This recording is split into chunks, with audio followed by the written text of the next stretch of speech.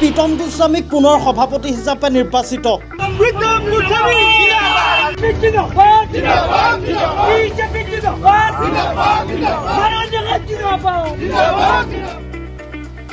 এইজন বিজেপি নেতা প্ৰীতম গোস্বামী অতি নম্ৰ ভদ্ৰ আৰু অমায়িক স্বভাৱৰ এই যুৱকজন বৰক্ষেত্ৰী বিধানসভা সমষ্টিৰ প্ৰাক্তন বিধায়ক নাৰায়ণ ডেকাৰ একান্ত বিশ্বাসী আৰু ঘনিষ্ঠ। পূৰ্বেও সমষ্টিটোৰ বৰতলা জয়সাগৰ পঞ্চায়তৰ পৰা আঞ্চলিক পঞ্চায়তৰ সদস্য নিৰ্বাচিত হৈ সভাপতি পদ লাভ কৰিছিল। এইবাৰ পুনৰ বৰতলা কালদি পঞ্চায়তৰ পৰা সদস্য নিৰ্বাচিত হোৱাৰ পিছত সোমবাৰে মুকালমুৱাস্থিত চৰকাৰী বাংলোত নিৰ্বাচন আয়োগৰ সভাত 15খন আঞ্চলিক পঞ্চায়তৰ সদস্যসকলে পুনৰ 5 বছৰৰ বাবে বিনা প্ৰতিদ্বন্দ্বিতাৰে প্ৰীতম গোস্বামীক সভাপতি হিচাপে নিৰ্বাচিত কৰে। আনহাতে উপসভাপতি হিচাপে কবিতা ডেকা বৰ্মনক নিৰ্বাচিত কৰে। সভাপতি হিচাপে নিৰ্বাচিত হোৱাৰ পাছত নিৰ্বাচিত সদস্য আৰু উপসভাপতিক নিৰ্বাচন আয়োগে শপত গ্ৰহণ কৰায়। অনুষ্ঠানত আশুতোষ ডেকা, বিডিঅ প্ৰকাশ বৰ্মন, ৰাজহ চক্ৰ বিষয়া কৌস্তভ ৰয়ৰ লগতে বিভাগীয় বিষয়া কৰ্মচাৰী উপস্থিত থাকে।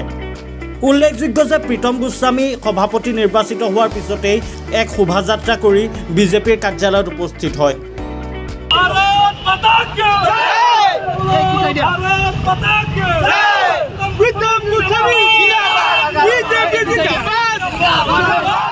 হয়, বহুত ভাল লাগিছে। আজি আপোনালোকৰ মিডিয়া বন্ধুসকলৰ যোগেদি এটা কথাই প্ৰকাশ কৰোঁ যে আমি বিজেপি দলৰ এগৰাকী সৈনিক হিচাপে 2013 চনৰ পৰা কাম কৰি আছিলোঁ দলত, আৰু দলে বিশ্বাস কৰি 2018 চনতো মোক বৰতলা জয়সাগৰ পঞ্চায়তৰ আঞ্চলিক প্ৰাৰ্থী হিচাপে দিছিলে আৰু ৰাইজে জয়যুক্ত কৰিছিলে।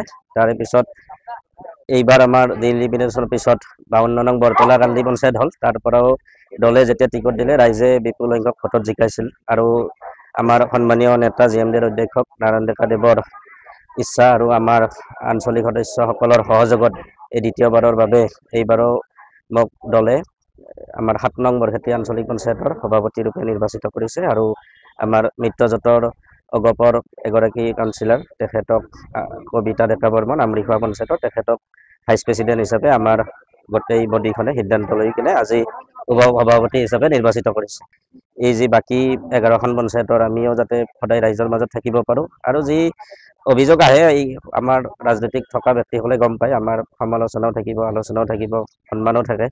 গতিকে যি অভিযোগ আহি থাকে আমি আপোনালোকৰ মিডিয়া যোগে আমাক দেখাই দিব, আৰু আমি সেই অভিযোগসমূহ যিখিনি চৰকাৰী বিষয়ে থাকিব, কাৰণ পঞ্চায়তৰ সচিবকে ধৰি যিসমূহ ষ্টাফ থাকে আৰু ব্লকৰো যিসমূহ ষ্টাফ থাকে তেওঁলোকৰ কাৰণেও আমাৰ প্ৰতিনিধিসকল কেতিয়াবা সমালোচনাৰ সন্মুখীন হয়। কাৰণ ৰাইজে বেছিকৈ আহি কিনে বিভিন্ন অফিচ কাছাৰীত টেবুলে যদি কিবা পইচা পাতি দিব লগা হয়, খংটো কিন্তু আমাক প্ৰতিনিধিকে কৰে। গতিকে এইবাৰ আমি অলপ লক্ষ্য ৰাখিম পঞ্চায়ত সচিবৰ পৰা আৰম্ভ কৰি GRS GPC আৰু খণ্ড উন্নয়ন বিষয়াৰ যিখিনি তলৰ কৰ্মচাৰী আছে তেখেতসকলৰ যাতে অভিযোগখিনিৰ কাৰণে আমি যাতে সমালোচনাৰ সন্মুখীন নহওঁ। যিটো ধৰক আমি যদি বেয়া কাম কৰোঁ সেইটো আমি গ্ৰহণ কৰিম যে আমাৰ বেয়া হৈছে। Bureau report, reporter any Guwahati.